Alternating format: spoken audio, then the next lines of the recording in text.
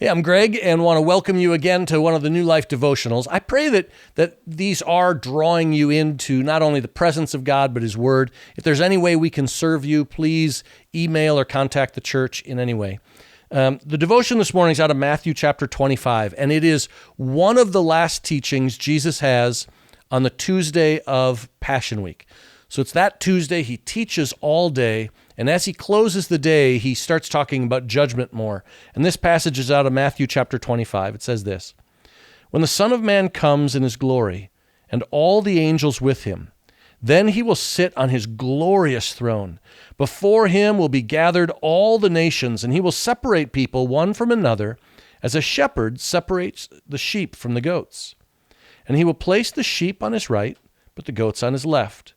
Then the king will say to those on his right, 'Come, you who are blessed by my Father, inherit the kingdom prepared for you from the foundation of the world. For I was hungry, and you gave me food to eat. I was thirsty, and you gave me drink. I was a stranger, and you welcomed me. I was naked, and you clothed me. I was sick, and you visited me. I was in prison, and you came to me.'" So two things I want to point out in this passage. The first is this: there is a judgment, and we have to be ready. The whole theme of the passage is we have to be ready. So I don't know if you are someone who procrastinates.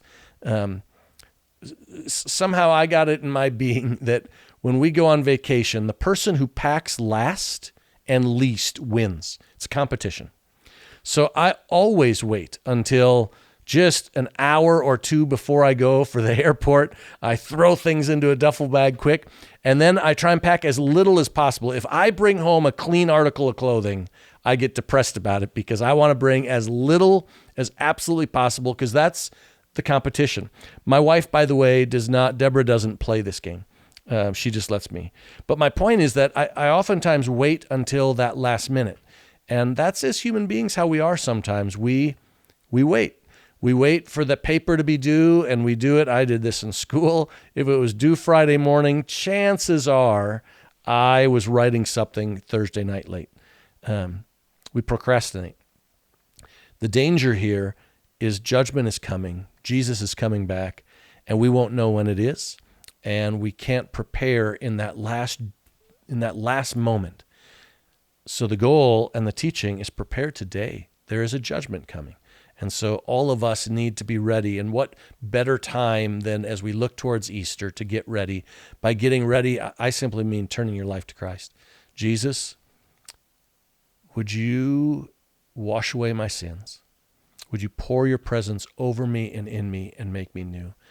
The other thing beyond coming to Him would be getting ready with people around us. I'd encourage you, if you have an aspect of bitterness or forgiveness against anyone else, a family member, a neighbor, someone else, go to them and let God make it right. Let forgiveness have its way rather than bitterness and sin. But the beautiful thing in this passage, beyond the judgment, is this statement. Jesus says, "I was hungry and you gave me food. I was thirsty and you gave me drink. I was a stranger and you welcomed me. I was naked and you clothed me. I was sick and you visited me. I was in prison and you came to me." In the passage, the people are, "Well, Jesus, when did we do that? We didn't do that. When did we give you food to drink? Or food to eat? When did we give you something to drink? When did we welcome you? When did we clothe you? When did we visit you? When did we come see you in prison?" And Jesus says this as he answers them: "Truly I say to you, as you did to one of the least of these my brothers, you did it to me." That's verse 40. "Truly I say to you, as you did it to one of the least of my brothers, you did it to me."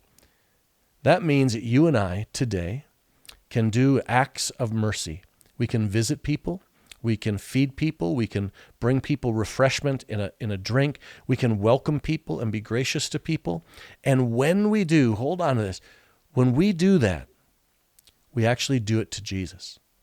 I don't know about you, but there is something in us as human beings that when a important person walks into the room, it raises everything up. I have never been in the presence of the President of the United States in a intimate way in any way, shape, or form. But if any president of the United States ever walked into a room I was in, you can bet my full attention would be towards them.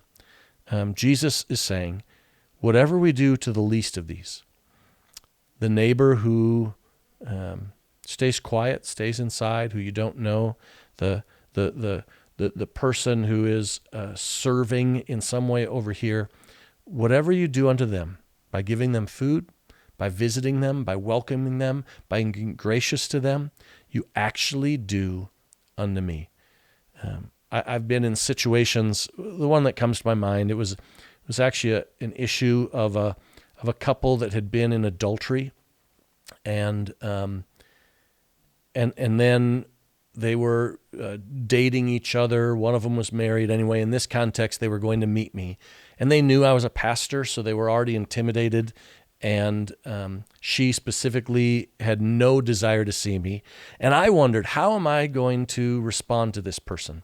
And I don't want to go into all of the circumstances, so please don't try and dissect it. But I didn't know until the very minute they walked in the door. And I reached out my hand to shake her hand and just welcome her in a gracious way. And I will tell you that was 15 years ago. And she still praises God for that moment because she was so scared to meet me, and I welcomed her. The teaching is, as we welcome people, as we feed people, as we visit people, we're actually doing those things to Jesus. And so I would invite you, along with myself, who could I visit this week? Who could I give a meal to this week? Who could I welcome and be gracious to this week? Do it, and as you do, not only will you be getting ready, but you'll be serving Jesus. God bless you.